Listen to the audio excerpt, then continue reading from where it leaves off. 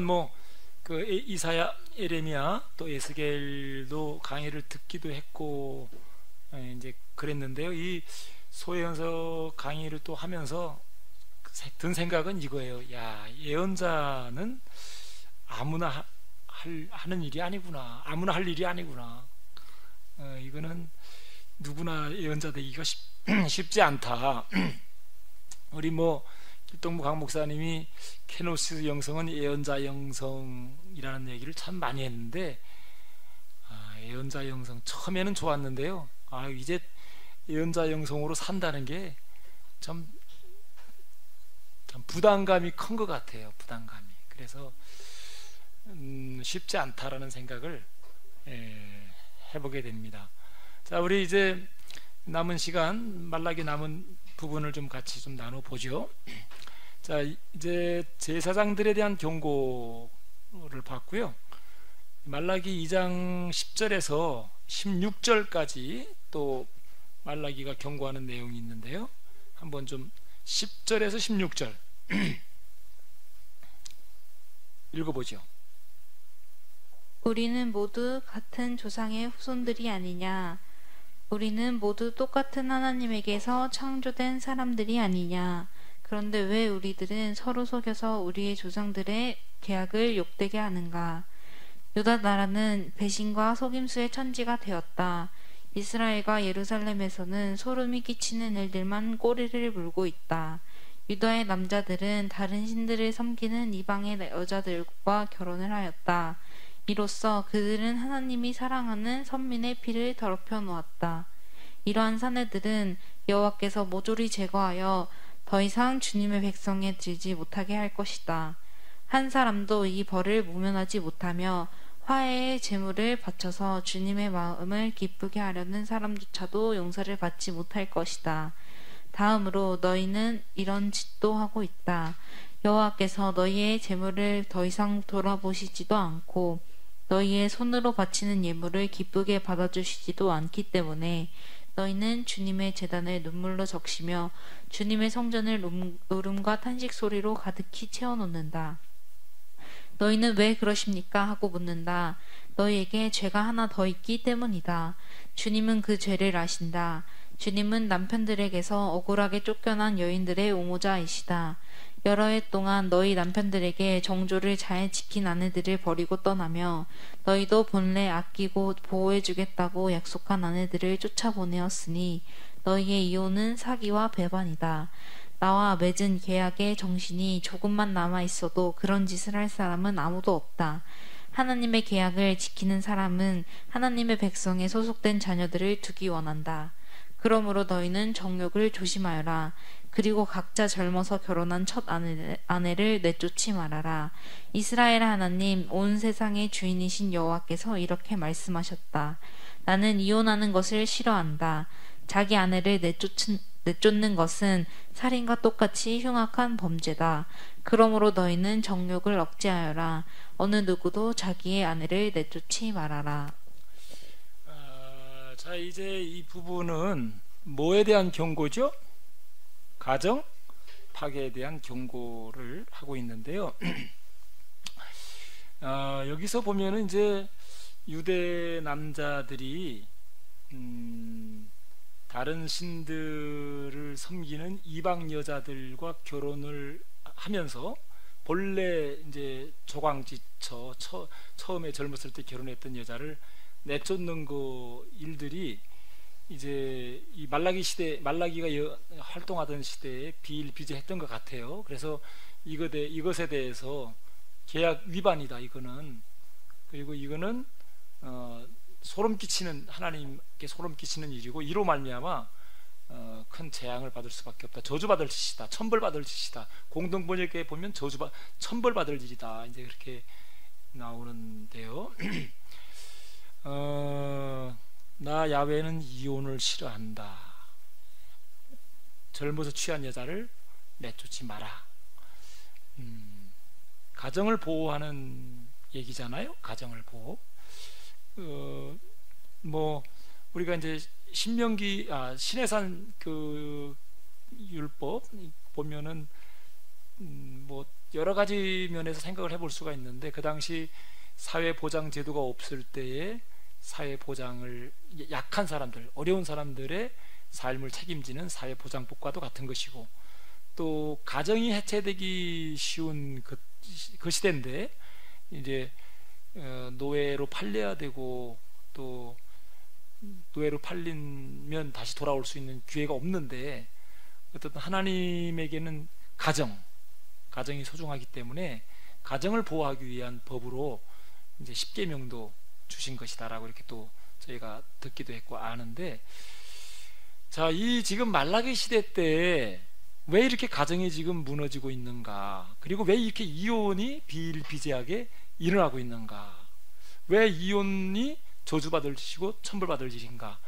지금 뭐 오늘도 이런 어떤 안타까운 사연들을 가지고 참 살아가는 사람들이 많아서 이런 이야기를 교회에서 하기도 참 쉽지 않은 부분도 있어요. 있는데요, 우리가 이제 그 말라기 시대 상황으로 다시 들어가 보면 여기서 이혼하는 주된 이유가 있습니다. 왜 이혼을 하는가. 보통 뭐 그 요즘에 이혼 사유를 들어보면 이제 성격 때문이라 이렇게 얘기를 많이 하는데요, 여기서 말라기 시대 때는 성격 때문이라는 이유보다 더 중요한 이유가 하나 있어요. 뭘까요? 뭐 때문에 이혼할까요? 네? 그 지금 읽은 본문에서 단어 하나를 찾는다면 정욕이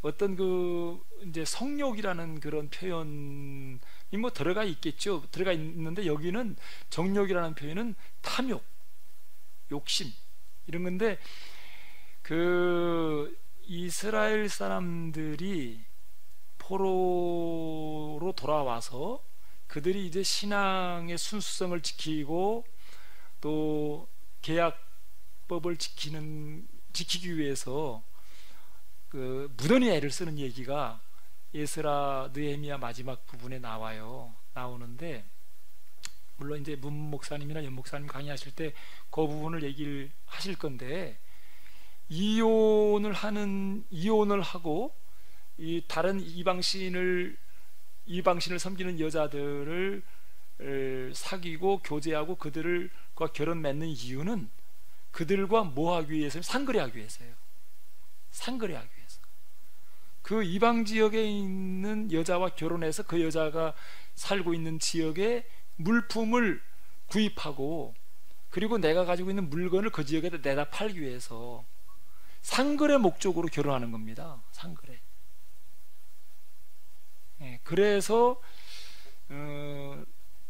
이제 그 느헤미야서인가 에스라서에 보면은 이제 심지어는 제사장들의 집안에서도 이 하나님의 말씀을 가르치는 집안을 맡은 사람도 이 이방 여인과 결혼하는 일들이 일어나요. 상거래, 돈벌이 수단으로 이제 이방 여인과 결혼하는 거죠. 이 유대인 여자를 버리고.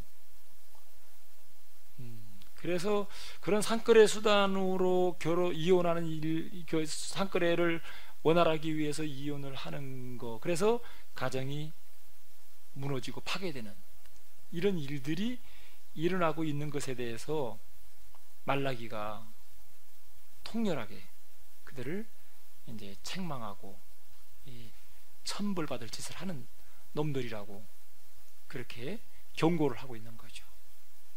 야훼는 그런 상거래 수단, 돈벌이 수단을 위해서 여자를 내쫓는 거, 가정을 파괴하는 거, 이거는 용납할 수 없는 일이다, 그렇게 얘기를 합니다. 참 요즘에 저도 목회를 하면서 어쨌든 그리스도인이 참 지켜나가야 될 여러 가지 계명들이 참 많은데 가정을 지키고 가정을 보호하는 일, 참 중요한 일이다. 어느 때보다도. 물론 뭐 돈벌이 때문에 우리가 이혼하는 일이 요즘에 뭐 있는지 없는지 모르겠지만은 어쨌든 우리 계약 공동체 계약법에 하나님의 말씀을 따라 사는 우리들이 참 결혼 너무너무 중요한 일이다, 그런 생각을 하게 되고요. 이게 남 얘기가 아니고 오늘 우리 하나님 백성들의 이야기이기 때문에 참 깊은 관심을 가지고 기도해야 될 그런 일이다, 그런 생각이고, 말씀을 잘 가르쳐야 될 일이다, 그런 생각이 듭니다. 자, 그 다음에 이제 세 번째가 아니라 말라기서 2장 17절에서 3장 5절까지 한번 보죠. 너희는 주님을 괴롭힐 이야기만 하고 있다. 그러면서도 너희는 짐짓 놀란 듯 반문한다. 무슨 이야기를 하였기에 저희가 주님을 괴롭혀 드렸을까요? 그러면서 너희가 하는 말들을 들어보아라. 악한 짓을 하는 사람마다 주님의 눈에는 아마 귀엽게 보이는 것 같구나. 주님의 간섭은 도대체 어디서 나타나는 것인가? 또 너희는 이런 말도 하였다. 하나님의 심판이 도대체 어디에 있는가? 하나님은 우리에게 벌을 주시지 않는다. 상관을 안 하신다니까. 너희는 이토록 주님을 괴롭히고 있다. 그러나 주께서 이렇게 대답하셨다. 보라, 내가 이제 내 심부름꾼을 보내어 내 길을 준비하도록 하겠다. 내가 약속한 대로 너희가 고대하는 천사가 이미 너희에게 가고 있는 중이다. 그 다음에는 나도 너희가 기다리는 주님으로서 갑자기 내 성전으로 들어갈 것이다. 온 세상의 주인이신 여호와께서 말씀하셨다. 그러나 주께서 오실 때에 누가 살아남을 수 있겠는가? 또 주께서 나타나실 때에 누가 주님 앞에 설 수 있겠는가? 주님은 용광로에 불과 같고 빨래통의 잿물과 같으시기 때문이다. 그때 주님은 재련공처럼 앉아서 너희를 녹이고 찌꺼기를 제거할 것이다. 주님은 레위의 후손들을 금이나 은처럼 정화시키시고 순도를 높여서 그들이 깨끗한 마음으로 여호와께 다시 올바른 제물을 바치도록 하실 것이다. 그때에는 유다와 예루살렘에서 바치는 제물들이 다시 한번 옛날처럼 주께 기쁨이 될 것이다. 온 세상의 주인이신 여호와께서 말씀하셨다. 내가 너희를 심판하러 가겠다. 나를 똑바로 섬기지 않는 모든 자들을 내가 신속하고 정확하게 심판하겠다. 죄 없는 사람을 속이는 악한들, 조강지처를 벌이는 사내들, 남편을 속이고 정조를 벌이는 여인들, 거짓말을 하는 증인들, 노동자의 임금을 줄이는 자들, 과부와 고아들을 속이는 자들, 나그네의 권리를 무시하고 압제하는 자들, 이 모든 자에게 형벌을 내리겠다. 네. 때로 그런 생각이 들죠. 세상에 악한 짓을 지 마음대로 지 멋대로 그렇게 하는 사람들이 참 많은데, 계약법을 어기면서 살아가는 이들이 참 많은데, 하나님도 대체 뭐 하시나? 저런 인간은 왜 쓸어가지도 않나? 저런 인간은 왜 이렇게 내버려 두시나? 그런 생각이 자주 들어요. 그런 생각을 하다가 갑자기 저한테 이제 드는 생각은, 너는 어떤데? 너는 의인이냐? 뭐 이런 또 이제 그런 생각도 들기도 하고, 어쨌든 부조리한 세상에서 하나님의 심판 의식하지 않고 살아가는 사람도 많고, 근데 그게 일반 백성이면 또 모르겠는데, 하나님의 이름을 부르고 하나님의 말씀을 전하고 그런 사람들마저도 그렇게 살아가는 이들이 있는데, 오늘 이 말라기에서 경고는 하나님의 심판이 갑작스럽게 임한다. 신속 정확하게 임한다. 그렇게 말씀하고 있죠. 계약법을 위긴 그 항목들을 열거하는데요. 근데 왜 우리는 심판이 더디다고 생각이 들고 없는 것처럼 생각이 들까? 여기 성경에는 신속 정확하다는데, 아마 그거는 하나님의 이 심판의 시간과 나의 심판의 시간이 좀 다르기 때문에일 수도 있고요. 내가 원하는 때, 내가 생각하는 때와 다르기 때문에 시간의 흐름이 다르기 때문일 수도 있고, 또 하나는 이제 그게 물급필반이겠죠. 하나님께는 쌓일 때까지, 쌓일 때까지. 그런데 하나님의 입장에서는 악인이 멸망하는 것을 원하지 않죠. 악인이 악에서 돌이켜 살기를 바라시기 때문에, 악이 쌓인다라는 것은 그만큼, 그 반대로 말하면 악이 좀 채워지지 않아서 의가 더 많이 쌓여져서 세상이 바뀌어지기를 기다리는 하나님의 심정이 있다라는 생각이 드는 게, 여기서 보면 하나님의 심판의 성격은, 여기서 말씀하는, 본문에서 말씀하는 거 보면은, 오늘 박전사님 잘 왔네요. 하나님의 심판의 성격은 뭐죠? 하나님의 심판의 성격은 뭐 하는 거죠? 박전사님 오늘 잘 왔다고 그랬는데 뭐예요? 경고를 통해서 뭐 하는 거예요? 심판의 성격은 기회를 주시는 거. 무슨 기회? 돌이킬 수 있는 기회. 그리고 전사님 이름 그대로 돌이켜가지고 어떻게 되기를? 정화되기를. 정화되는 거. 정화되는 거. 네, 정화되는 거. 제 케노시스 이렇게 처음에 이렇게 들어와가지고 그 강 목사님한테 들었던 낯선 말 중에 하나가 정화였어요. 정화. 정화라는 말이 그때 낯선, 뭐 불교에서 주로 쓰는 용어인데, 우리 그 강 목사님은 스님 비슷해가지고 정화라는 이름을 쓰셨는지 모르겠는데, 어쨌든 정화라는 말이 낯설는데, 요즘에는 하나님의 심판의 성격, 심판을 통해서 이루시는 것 중에 하나가 정화다. 정화.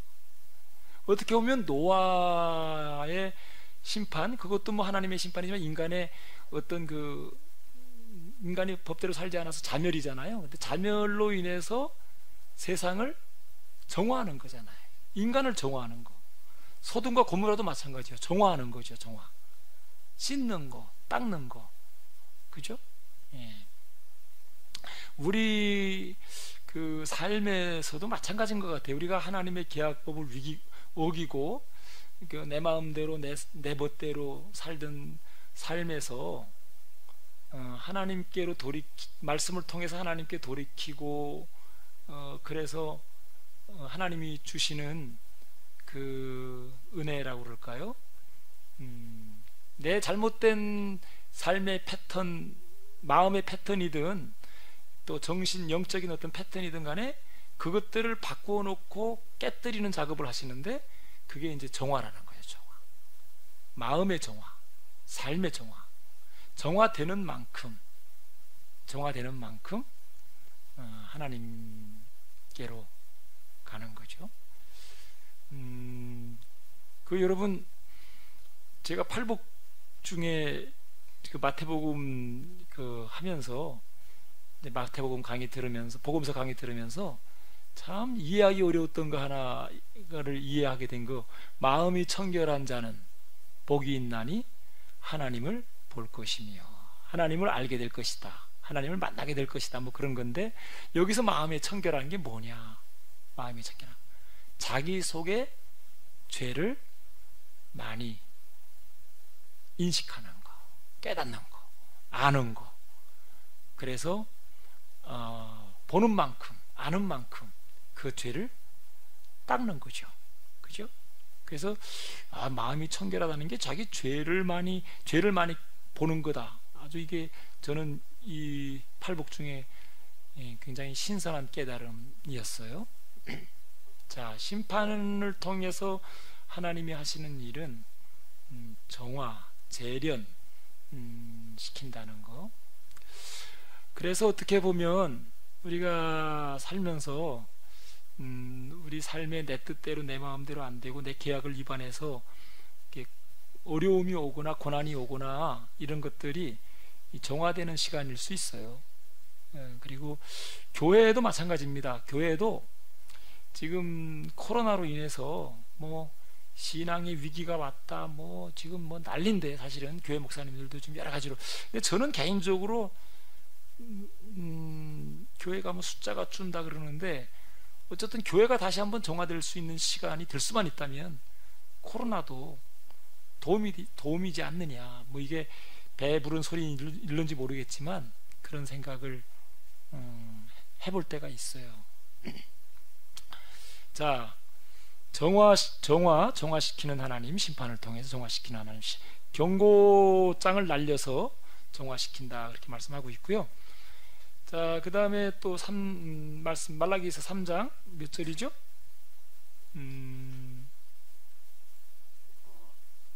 3장 6절에서 12절 한번 읽어주세요. 온 세상의 주인이신 여호와께서 말씀하셨다. 야곱의 자손들아, 내가 변한 것이 아니다.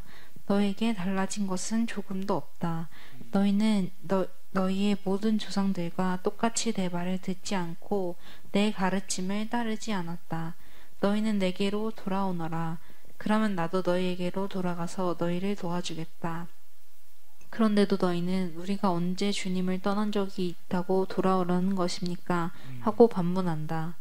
그러면 사람이 하나님의 물건을 강도질하는 것이 당연하다는 말이냐? 보아라, 너희들은 내 물건을 강도질하고서도 여전히 우리가 주님에게서 강도질한 것이 무엇입니까? 하고 반문을 한다. 너희는 수확을 하고서도 내게 11조를 규정대로 바치지 않았고 희생 제물 중에서도 제사장의 몫을 제대로 떼어놓지 않았다. 너희 백성 모두가 내게서 강도질을 하고 있기 때문에 너희 모두에게 무서운 저주가 따르고 있다. 너희는 수확한 다음에 11조를 정확하게 나의 성전에 가져다 바쳐서 제사장들에게 먹을 양식이 있도록 하여라. 그런 다음에 양식이 모자랄까봐 염려하지 말아라. 내 말을 꼭 믿어라. 내가 너희에게 넘치도록 부어주는 복을 너희가 받을 것이다. 내가 하늘에서 풍족한 비를 내리고 너희의 밭과 포도원에서 병충해를 제거하여 오곡백과가 풍년이 들도록 하겠다. 그때에는 너희가 그토록 기름진 땅에 살기 때문에 세계 만민들이 너희를 복되다고 칭송할 것이다. 온 세상의 주인이신 여호와께서 말씀하셨다. 자, 이제 이게 경제 문제에 대한 경고인데요. 그 11조가 뭐냐? 11조가 뭐냐? 제가 아까 말라기서 시작할 때 11조 얘기를 했는데, 그때는 복을 받기 위한 수단으로 11조를 제가 드렸죠. 근데 이제 여기 말라기서를 보니까 11조는 개인의 기복을 구하는 것이 아니고 공동체의 경제 문제 해결을, 그래서 희년의 실현의 수단이다. 11조가 희년의 수단이다. 그래서 복을 쌓을 것이 없도록 주신다 그랬는데 개인에게 이런 얘기하는 게 아니고 11조를 통해서 너희 공동체가 경제 문제를 해결하면, 양극화 문제를 해결하면 너희 공동체에 하나님께서 복을 주신다, 그렇게 말씀을 하는 거고요. 그래서 그렇게 공동체가 복을 받게 되면 뭐가 이루어지는 거예요? 보여주는 선교가 되어서 거룩한 나라를 만들어서 보여주게 된다는 거죠. 그래서 사람들이 뭐라고 얘기하는 거, 그런 공동체를 보고 그렇게 살아가는 그들을 보고 참 저 사람들 복되구나, 행복하구나, 그렇게 얘기한다고 그러잖아요. 그 12절에 나와 있는데 그걸 보여주라는 거죠. 그런 공동체를 보여주라는 거죠. 이방 종교도 그 돈 갖다 바치죠, 신에게. 근데 그거는 철저하게 기복이죠. 나 잘 되는 거, 내 집안 잘 되는 거, 내 새끼 잘 되는 거, 여기까지예요. 여기까지. 우리 가문 잘 되는 거.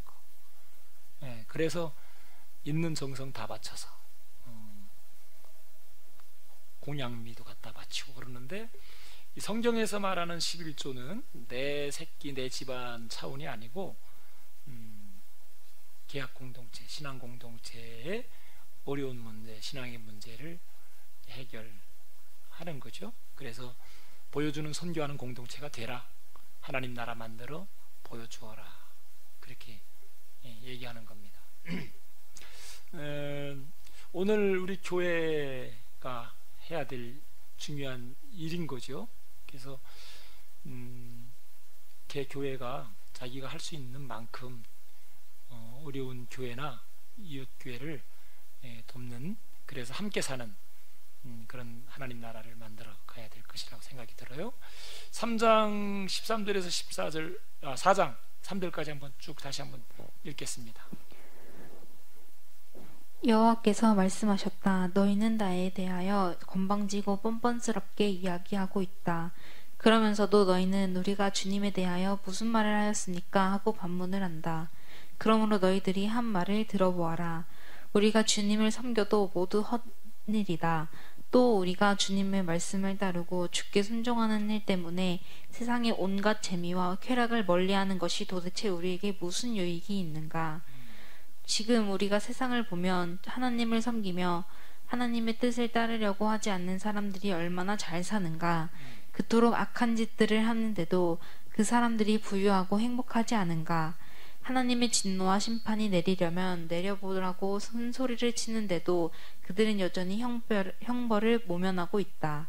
이와 동시에 여호와를 두려워하는 자들도 친구들과 모여 그들과 정반대의 이야기를 하였다. 주께서 그들의 이야기도 정확하게 들으셨다. 그래서 주님을 두려워하며 주님의 이름을 존중하는 자들의 이름이 주님 앞에 있는 회상록에 기록되었다. 그때 온 세상의 주인이신 여호와께서 선언하셨다. 내가 가서 심판하는 날에 그들은 나의 사람이 될 것이다. 마치 부모가 효도하는 자식을 아껴주듯이 내가 그들을 아껴주겠다. 그때 너희가 악인과 의인의 차이점을 알게 될 것이다. 그때 너희가 하나님께 순종한 사람과 반역한 사람의 결과를 체험할 것이다. 온 세상의 주인이신 여호와께서 말씀하셨다. 그러므로 보아라, 나의 분노가 횃불처럼 타오를 날이 온다. 그날에는 교만하고 악한 마음을 품고 나를 멸시한 자들이 모두 건불처럼 타버릴 것이다. 그날에는 가지와 뿌리도 남기지 않고 태우는 불꽃처럼 그들을 말끔히 태울 것이다. 그러나 내 이름을 두려워하며 산 너희에게는 그날에 의로운 태양이 떠오를 것이다. 그날에는 너희의 의로운 생활이 밝혀질 것이다. 그날에는 모든 것을 다시 회복시키는 햇빛이 비칠 것이다. 그러면 너희가 오랫동안 좁은 우리 안에 갇혀 있다가 초원으로 풀려나온 송아지들처럼 기뻐서 튈 것이다. 온 세상의 주인이신 여호와께서 또 말씀하셨다. 내가 나가서 심판하는 날에는 너희가 악인들을 모두 짓밟을 것이다. 너희는 내게 반항한 그들을 땅바닥에 흩어진 재처럼 밟고 다닐 것이다.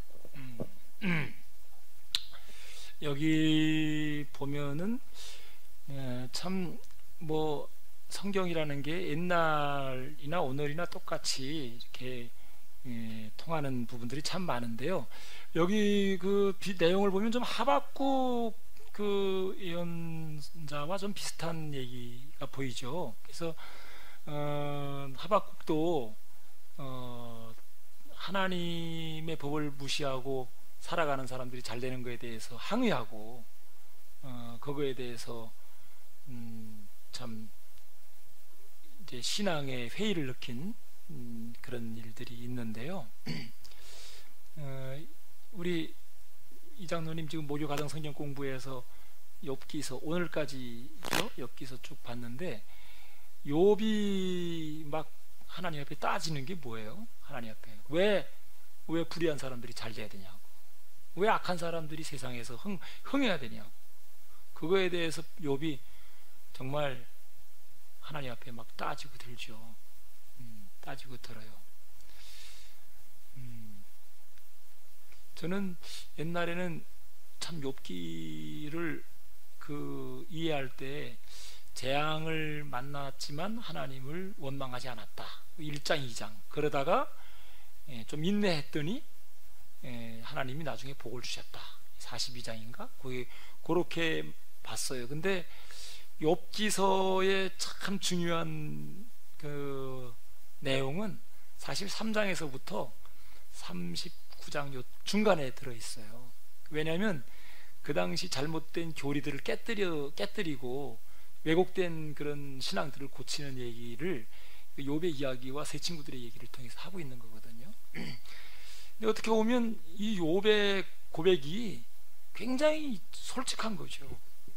솔직한 거죠. 그래서 하나님이 그 욥을 만났을 때 42장 1절에 보면 욥은 나에게 솔직했다. 그래요. 욥은 나에게 솔직했다. 어떻게 보면 이 세상 돌아가는 일에 대해서 좀 이해가 안 되고 좀 부조리한 현실에 대해서 좀 그 불만이 생기면 하나님 앞에 얼마든지 따질 수도 있는 거예요. 왜 이러냐고, 왜 이러냐고.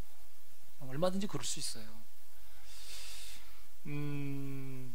근데 이제 오늘 말씀 보면 어쨌든 이 말라기 예언자, 나의 그 종 여호와의 종이 결론 내리는 거는 그거죠. 결국은 하나님 무시하고 법을 어기면서 산 그들의 종말은 건불과 같다. 예, 지푸라기처럼 날아간다. 그들의 마지막을 그렇게 얘기를 하고 있죠. 예, 시편 1편 참 아주 귀한 말씀이죠. 언제 들어도 읽어도 악인은 그렇지 않으며 오직 뭐라 그러죠? 바람에 나는 겨와 같다. 예, 그들의 지금 허황하고 뭐 지금 잘 나가는 것 같아도 겨와 같은 인생을 사는 거다. 그렇게 얘기를 하고 있어요. 하지만 하나님의 말씀대로 좀 힘들고 어려워도 끝까지 하나님 말씀대로 하나님의 법을 붙잡고 살아가는 그들에게는 의로운 빛이 그에게 비칠 것이다. 치료의 광선이 발할 것이다. 이거를 알고 나니까 왜 송아지처럼 뛰는지도 조금 이해가 되더라고요. 그래서 심은 대로 거둔다라고 하는 이 진리를 굳게 믿고 사는 사람은 지금 눈에 보이는 부조리한 현실이 있고 불의가 판을 치고 악이 성행해도 끝내는 의가 이긴다. 이 믿음을 가지고 있으면 그 사람의 마음의 상처가 치유가 된다. 그 사람의 마음의 상처가 치유된다. 그래서 이 악한 현실에서도 송아지처럼 뛰는 삶을 살아갈 수가 있다. 그런 얘기죠. 그런 얘기인데 우리 그 박종환 선사님 차드 다녀오셔가지고 그 동영상 보내준 거 보았는데 제 아내가 막 설명을 해주더라고요. 그들은 뭐 그냥 몸 흔드는 게 예배라면서요. 춤추는 게 예배라고요. 전사님 어떻게 춤춰요? 예배 드리면서? 항상 추는 거는 아니고요. 네. 이제 처음에 저희들 찬양할 때 그렇게 춤을 많이 추면서 네. 찬양을 하고 네. 그다음에 이제 저 헌금할 때도 네. 그냥 하는 게 아니라 찬양단이 찬양을 부르면서 성도들은 춤을 추면서 헌금을 네. 하고 들어가요. 네. 저도 가끔 새벽에 이렇게 아무도 없을 때 이렇게 무화과 나무 잎이 마르고 뭐 그런 찬양 있잖아요. 그리고 감사로 제사를 드리는 자가 이렇게 저 사람 소리 안 나고 무반주로 나오는 경음악 있잖아요. 그런 거 찬양 이어폰에 꽂고 혼자서 몸 흔들어요. 근데 뭐가 좋아서 그렇게 율동을 하는지 다른 사람은 잘 모르죠. 그래서 지금 돌아가는 세상의 모습은 참 이해할 수 없고 현실은 깝깝할 때가 많고 마음을 슬프게 하는 뉴스들이 많이 들리고 그래도 의가 승리할 것이라는 믿음 가지고 그렇게 해주시기를 바라는 마음으로 몸을 흔들면서 기도할 때가 있죠. 어쨌든 우리가 끝까지 붙잡아야 할 것이 뭐냐 할 때 다 변해도 하나님의 법은 변하지 않는다 하는 그 하나님의 말씀, 하나님의 법, 계약법, 이걸 붙잡고 살아갈 때 이 실망하는 마음, 또 낙심하는 마음, 이런 마음들이 치유되어지고 그래도 오늘 이 부조리한 현실을 이기면서 살아갈 수 있지 않을까, 그렇게 생각이 들어요. 참 우린 연약합니다라는 그 찬양 제가 부를 때에도 우리는 주의 긍휼을 바랄 수밖에 없는 죄인들인데 허덕이면서도 힘들게 걸어가지만 그 길만이 우리가 가야 할 길이기 때문에 주님만 바라보고 가보는 거죠. 네. 자, 이제 그 4장 마지막 절에 보면은 중요한 얘기를 하죠. 마지막 절 한번 읽어보실래요? 우리 잠미자매? 읽어보세요. 그러면 그가 부모님의 마음을 아니 그 마지막 엘리야 얘기 나오는 거. 주께서 말씀하셨다. 내 종 모세의 율법을 기억하여라. 내가 호렙에서 이스라엘 백성 전체를 위하여 그에게 전해준 그 계명과 규정들을 실천하여라. 여호와께서 말씀하셨다. 내가 온 세상을 심판하는 그 무섭고 위대한 날이 오기 전에 보라, 내가 예언자 엘리야를 너희에게 보내겠다. 그러면 그가 부모의 마음을 자녀들에게로 돌려주고 자녀들의 마음을 부모에게로 돌려줄 것이다. 그가 부모와 자녀들이 화목하도록 가르쳐 주어 내가 가서 심판할 때에 온 세상을 완전히 멸망시키지 않도록 할 것이다. 네. 엘리야를 보낼 것이다라고 얘기를 하죠. 엘리야. 지금 그 열왕기 상에서 공부했던 예언자의 대표적인 사람인데요. 엘리야 결국은 하나님의 법으로, 하나님의 말씀으로 잘못된 신앙을 고치는 일을 하는 사람인데 엘리야를 보내겠다. 그 엘리야는 예수님 오시기 전에도 왔고 또 지금도 여전히 엘리야를 보내시죠. 엘리야를 보내서 하시는 일은 관계의 회복, 깨어진 계약 관계, 부서진, 망가진 계약 관계의 회복이죠. 회복입니다. 자연과의 깨어진 계약 관계도 회복되어지는 일, 하나님과의 관계, 사람들과의 관계, 이런 깨어진 관계들을 회복시키는 일을 엘리야를 보내서 그 일을 하게 하겠다라고 하는 건데, 그 엘리야가 와서 이제 하나님의 무엇으로 하느냐, 엘리야가 무엇으로 한다는 거예요? 하나님의 말씀으로, 그죠? 하나님의 법으로. 근데 이 4장 마지막 절에 보면은요, 그 말씀, 경고의 말씀을 듣고 돌이키면 멸망하지 않을 것이다. 이게 말라기의 마지막의 회복의 선언이고 희망의 메시지죠.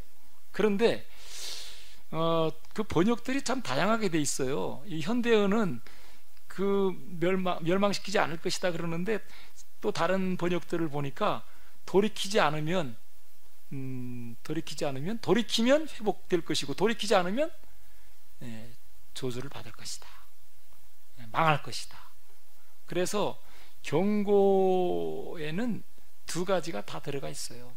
그죠?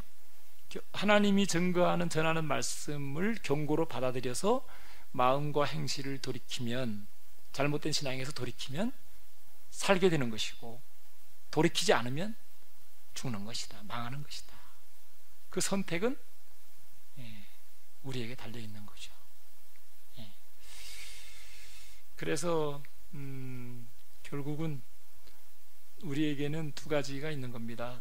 참 오늘의 말라기가 되어라 그랬는데, 참 부담스러워요. 말라기가 된다는 자체가. 왜요? 듣기 싫은 소리 해야 되니까 참 부담스러운 일이고, 그럼에도 불구하고 사는 길은 또 하나님의 종, 하나님의 심부름꾼이 되어서 하나님의 법을 가르쳐야 되고 하나님의 말씀을 선포해야 되는 책임이 우리들에게 있습니다. 저는 이제 그 새벽에 기도할 때 찬양으로 기도할 때가 종종 있는데, 그 고용원 씨라고 하는 사람이 오래전에 1990, 한 20년 전, 20년도 훨씬 전이죠. 그때 부흥이라는 노래를 이렇게 해서 한참 우리 한국교회에서 많이 불려지고 들려졌던 찬양인데, 저는 지금도 여전히 이 찬양이 좋아요. 참 이 찬양을 오늘 아침에도 부르면서 기도했는데, 이 가사를 한번 소개하고 이 찬양 들으면서 좀 기도했으면 좋을 것 같은데요. 이 땅의 황무함을 보소서, 하늘의 하나님, 긍휼을 베푸시는 주여, 우리의 죄악을 용서하소서. 이 땅 고쳐주소서. 이 땅 고쳐달라고 하기 전에 저는 나의 신앙, 우리의 교회 고쳐달라고 기도합니다. 이제 우리 모두 하나 되어, 이제 우리 모두 하나 되어 이 땅에 무너진 기초를 다시 쌓을 때, 기초를 다시 쌓아야죠. 기본에서 다시 시작해야 되죠. 그렇죠?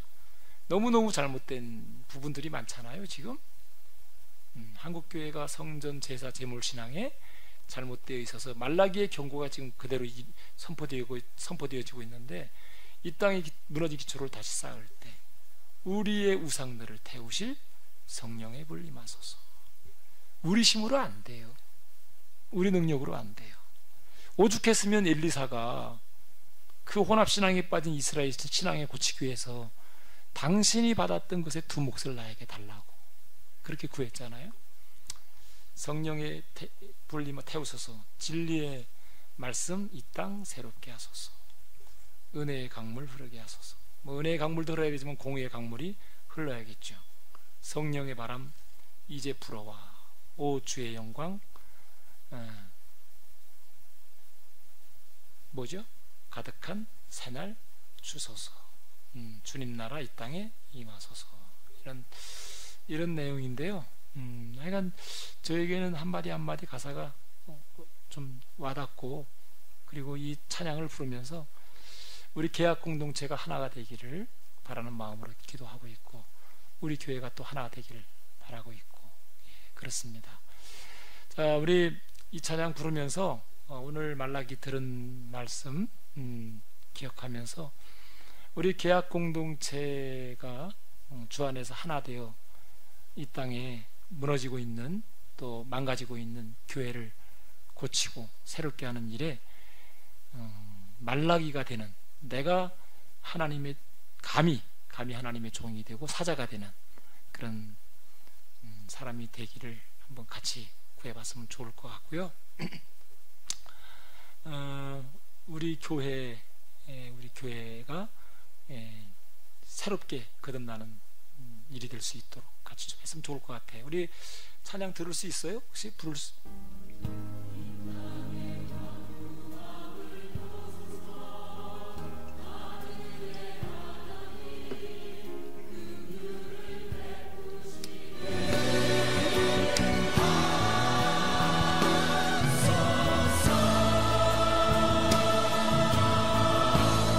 세상을 이 지경으로 만든 거 정치인들, 경제인들이 잘못해서 물론 그럴 수가 있죠. 그런데 책임이 종교에 있습니다. 특별히 하나님께서 기대하는 것은 교회입니다.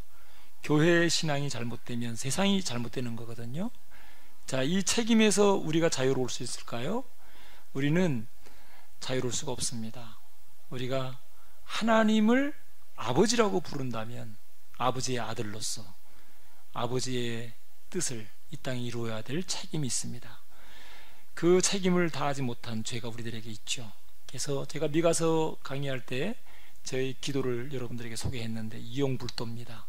이놈이 죄인이고 용서를 구할 수밖에 없고 불쌍히 여겨달라고 그리고 도와달라고 기도할 수밖에 없습니다.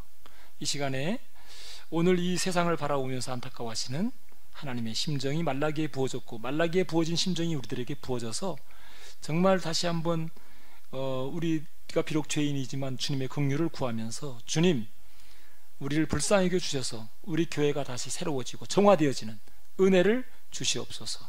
그리고 우리 계약 공동체가 한 마음 한 뜻 되어지는 은혜를 주시옵소서. 우리 같이 기도하겠습니다. 살아계신 주님, 참으로 만나기를 통해서 하나님 아버지, 올라가자는 하나님 아버지, 나아가게 하시옵소서. 하나님 아버지, 아버지 하나님, 만나기를 통해서 하나님 아버지, 하나님 아버지, 주의 종이 아닙니다. 말라기가 아닙니다. 말라기가 아닙니다. 말라기가 될 수가 없습니다. 말라기가 될 수가 없습니다. 하나님 아버지, 하나님 아버지, 듣고 싶어하는 소리, 듣고 싶어하는 소리만 아버지 불쌍히 여겨주시오. 불쌍히 여겨주시오. 불쌍히 여겨주시오. 긍휼을 베푸시는 우리 주, 긍휼을 베푸시는 우리 주, 하늘의 하나님, 땅의 하나님, 긍휼을 베푸시는 주, 하늘의 하나님, 우리의 죄악을 용서하시오. 우리의 죄악을 용서하시오. 하나님의 감히 우리의 신앙을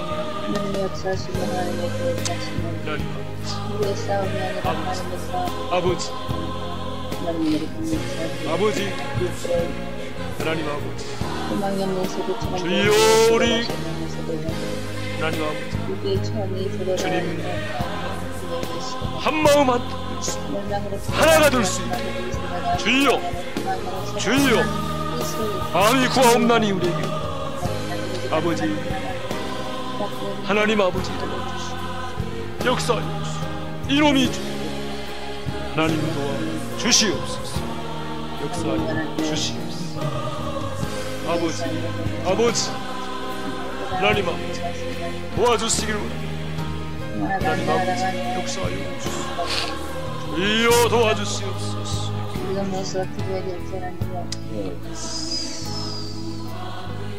주님, 이 땅의 황무함을 보시옵소서.